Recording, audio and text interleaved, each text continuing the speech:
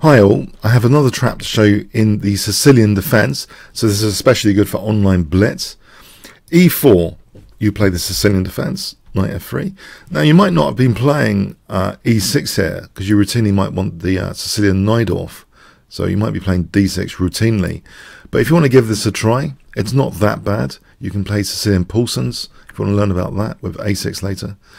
So it's a legitimate move. That's the thing. A lot of traps compromise your position. This is a legitimate move. It has been played by Kasparov quite a few times. Fischer routinely plays d6, by the way, but it's a totally legitimate move.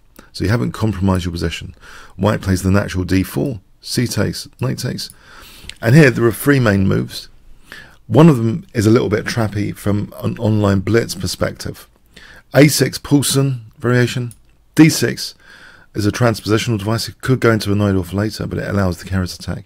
But this third alternative, knight f6, and your opponent with white might just want to punish this because you haven't played d6.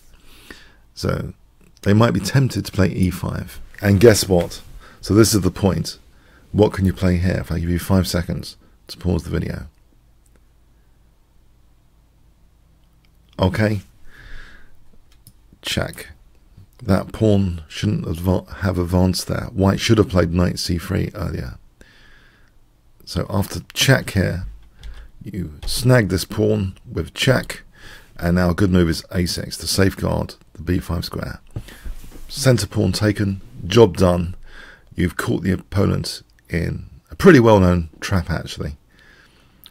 So let me know if this is useful in your own games, this route for the Sicilian Defence, that you might want to try and pick up some points from unsuspecting opponents. Okay, thanks very much. Comments, questions, likes, shares, appreciated. And in any games you win with this, please post them in my comments section of this video. Thanks very much.